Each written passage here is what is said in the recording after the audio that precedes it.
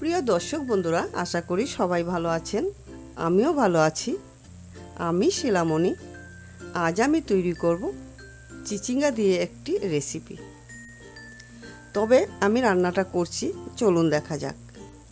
প্রথমে আমি 500 গ্রাম চিচিঙ্গা নিয়েছি। চিচিঙ্গা ভালো করে উপরের অংশটা ছাড়িয়ে নিতে হবে। ঠিক এইরকমভাবে উপরের অংশটা ছাড়িয়ে রান্নাটা করলে রান্নাটা কিন্তু ভালো লাগবে। এই রান্নাটা কিন্তু একদম মশলা ছাড়া রান্না। গরমে কিন্তু মশলা খেতে একদম ইচ্ছা করে না, তাই মশলা ছাড়া আমি রান্নাটা করছি।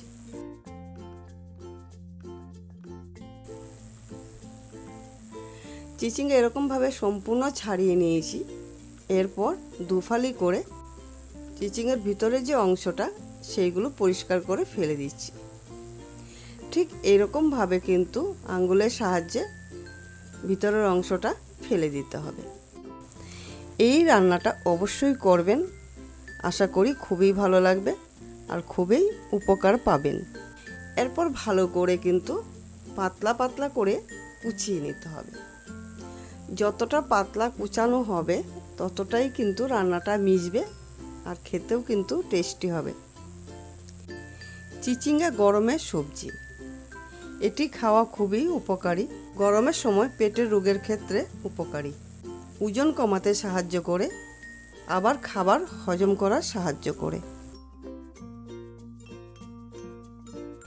চিচিঙ্গা অনেকেই খেতে চায় না। চিচিঙ্গা এইভাবে রান্না করবেন, আশা করি সকলেই চেটে পুটে খাবে। ঠিক এইরকমভাবে পাতলা পাতলা করে কুচিয়ে নেব সম্পূর্ণ চিচিঙ্গা।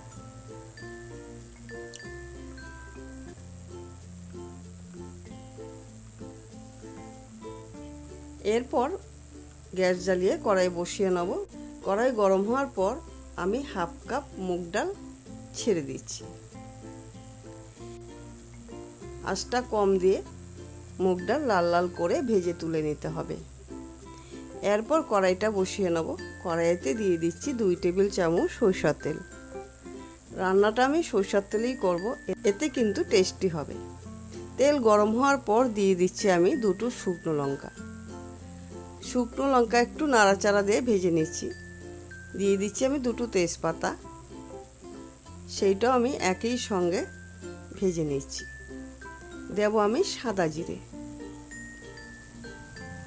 সাদা জিরে সোনালি কালার করে ভেজে নেব। এরপর কেটে রাখা চিচিঙ্গা কড়াইতে ছেড়ে দিচ্ছি।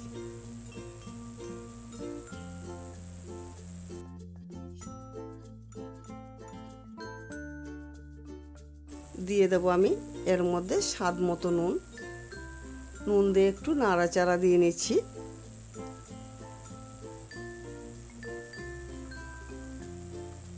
এরপর আমি কড়াইয়ের মাঝখানটা একটু জায়গা করে দিয়ে দিচ্ছি আমি ভেজে রাখা যে মুগ ডাল, সেই মুগ ডাল এর মধ্যে ছেড়ে দিচ্ছি। দিয়ে দিচ্ছি আমি 3-4খানা কাঁচা লঙ্কা চেরা। আমি আগেই বলছি, এতে কিন্তু মশলা কিছুই দেব না। আমি মশলা ছাড়াই এই রান্নাটা করছি। একটু নাড়াচাড়া দিয়ে দিতে হবে। নাড়াচাড়া দিয়ে 3-4 মিনিটের মতো আঁচটা কম দিয়ে ঢাকা দিয়ে রেখে দিতে হবে। 3-4 মিনিট পর ঢাকনা খুলে দিচ্ছি। তার মাঝে একবার আমি নাড়াচাড়া দিয়ে মিশিয়ে নিচ্ছিলাম। দিয়ে দিচ্ছি আমি 1 চা চামচ চিনি। চিনি দেওয়ার পর একটু নাড়াচাড়া দিয়ে মিশিয়ে নিচ্ছি। এরপর গরম ভাতের সঙ্গে পরিবেশন হবে। রান্নাটা যদি ভালো লাগে অবশ্যই আমার চ্যানেলটিকে সাবস্ক্রাইব, লাইক, শেয়ার করতে ভুলবেন না। আমি আবার নতুন নতুন রান্না নিয়ে আপনাদের সামনে হাজির হয়ে যাব। ভালো থাকবেন, সুস্থ থাকবেন। ধন্যবাদ।